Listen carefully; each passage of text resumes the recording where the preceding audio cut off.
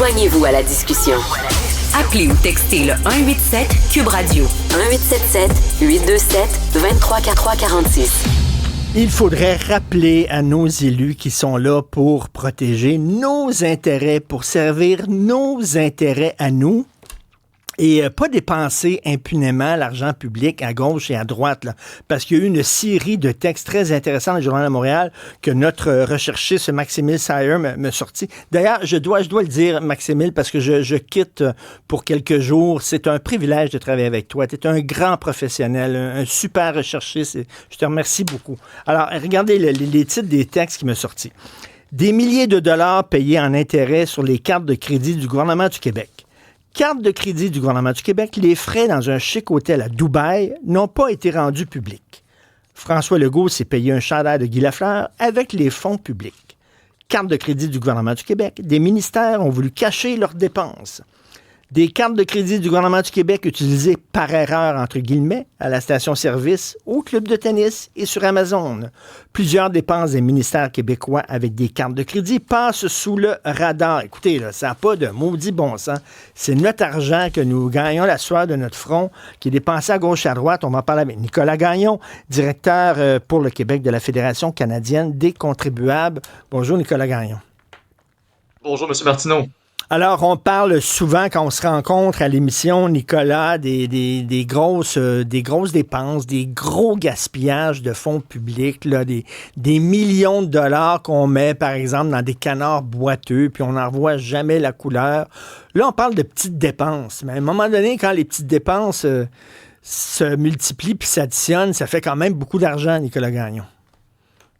Vous avez tout à fait raison, mais on s'entend aussi qu'on parle peut-être de petites dépenses, mais c'est des dépenses qui dépassent l'entendement pour le commun des mortels, qui n'a pas nécessairement cet argent-là à sa disposition pour s'acheter des chandails de hockey ou pour se payer le luxe que certains fonctionnaires semblent être en mesure de se payer.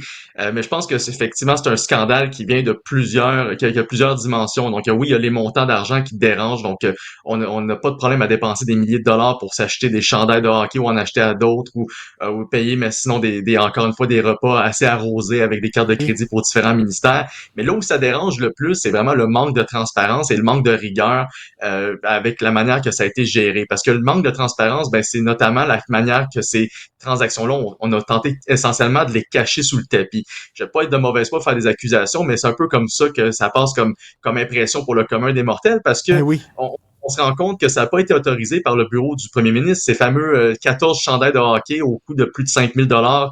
Et quand on considère aussi de l'encadrage pour le chandail que M. Legault garde dans son bureau, ces transactions-là ont été passées par des cartes de crédit et on s'est assuré, puisqu'il y a une loi au Québec qui fait en sorte que toutes les transactions de plus de 25 000 $ doivent être divulguées, celle-ci, elle est un peu passée entre deux chaises essentiellement. Donc, il y a personne qui a vraiment prêté attention à ça avant qu'il y ait des demandes d'accès à l'information qui soient soumises. Et sinon, s'il n'y avait pas eu cette recherche-là ou cette investigation, cette enquête, on n'aurait jamais été au courant que la dépense avait eu lieu puis à quelle hauteur elle avait eu lieu.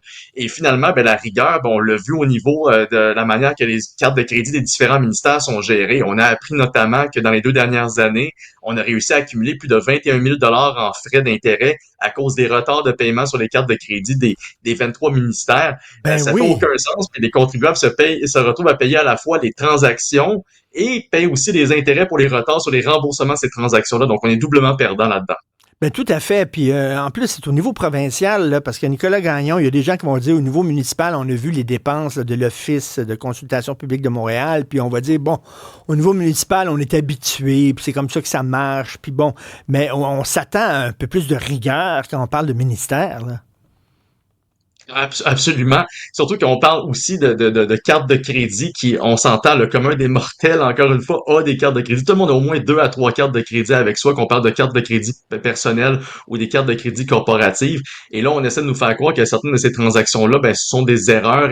Elles ont été autorisées parce que, dans le fond, on s'est trompé de carte quand on est allé sur Amazon ou qu'on est allé à Oslo, en Norvège, là, pour un repas. Donc, on dirait qu'on est en mesure d'excuser, en fait, les mauvaises utilisation des cartes, puis on n'est même pas en mesure, puis on n'est pas en mesure non plus d'excuser, en fait, le fait qu'on ait des retards sur des cartes alors que tout le monde a accès à des systèmes de paiement autorisés pour s'assurer à ce que sa carte soit payée à temps et qu'il n'y ait pas d'intérêt ou de retard qui s'accumule. Mais il semblerait que si vous et moi, on est en mesure de gérer nos cartes de crédit comme du monde, ben le gouvernement, lui, semble avoir bien de la difficulté à le faire.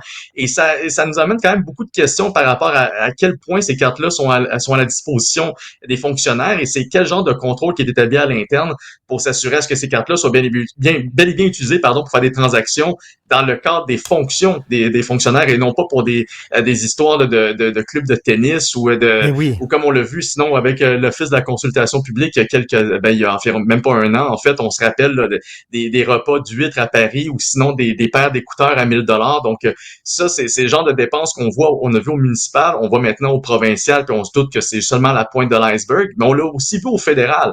On pourrait rappeler le nombre de scandales qu'on a sortis au cours des dernières années par rapport à la mauvaise utilisation des fonds publics, notamment à Rideau Hall par la gouverneure générale, entre autres des repas à 100 000 $ avec des délégations en voyage, donc ou sinon des services de limousine. Donc on se rend compte que tant au municipal, au provincial et au fédéral, l'argent des contribuables est trop souvent pris pour acquis et c'est le manque de transparence qui fait en sorte que ces dépenses-là, on s'en rend compte beaucoup trop tard. Donc, heureusement qu'on est en mesure de maintenir cette pression-là pour faire des demandes d'accès à l'information, mais il reste beaucoup à faire de la part des différents gouvernements pour assurer cette transparence-là. Maintenant, pour les cartes de crédit du gouvernement du Québec, ça demanderait au moins une intervention de la vérificatrice générale. Puis ça, j'ajoute ma voix à celle du chroniqueur Michel Girard qui a justement écrit là-dessus aujourd'hui. Effectivement, il faut que la vérificatrice intervienne. Il faut qu'on connaisse les modes d'utilisation de ces cartes-là. Il faut qu'on sache à quel point elles peuvent être utilisées pour les différentes transactions, différents comptes de dépenses, pardon. Et il faut effectivement qu'on s'assure à ce que lorsque les transactions qui sont effectuées et qu'elles ne reflètent pas ce qui devrait être fait dans le cadre des fonctions d'un fonctionnaire comme tel, ben qu'elles soient remboursées. Donc, j'ai joint aussi ma voix à celle de l'auditrice qui avait écrit à vos studios juste avant mon intervention. En fait, effectivement, quand on voit ces transactions-là comme celle du chandail de Monsieur Legault, je veux dire, pas loin de 937 $ pour l'encadrage, 345 $ pour le chandail, ça devrait être remboursé. Monsieur, c'est quand même de voter une augmentation salariale de 30 % l'année dernière. Il est millionnaire de fortune. Il a les moyens de se payer un chandail de hockey.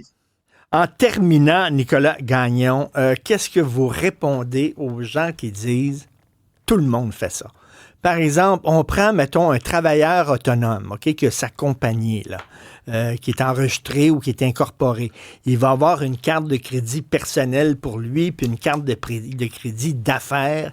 Puis à un moment donné, il va aller manger avec sa blonde au restaurant, puis il va passer ça à l'impôt comme étant une rencontre d'affaires, puis tout ça. Il y a bien des gens qui m'ont dit « tout le monde fait ça, pourquoi pas eux autres? » Je me fais l'avocat du diable. Parce que Ben oui, effectivement, puis vous avez raison que c'est une pratique qui est assez courante tant dans le privé que dans le public, sauf que dans ce cas-ci, c'est effectivement c'est les contribuables qui payent directement tant la facture que les intérêts qui pourraient découler par la suite et qui payent en plus le salaire du fonctionnaire et toutes les conditions salariales qui viennent avec. Donc mais à la fin de la journée, c'est pas parce que l'un le fait que le public que ça doit être toléré dans le public et en fait ça rappelle justement qu'il devrait y avoir beaucoup plus de rigueur lorsqu'on fait référence à nos propres fonctionnaires directement, surtout à ceux qui occupent les plus importantes fonctions dans la fonction publique du Québec, notamment notre premier ministre. C'est à eux de donner l'exemple, surtout dans un contexte où est-ce qu'on a des déficits historiques comme on en a présentement au Québec et toujours pas de plan pour le retour à l'équilibre budgétaire. Donc, ils donnent l'exemple,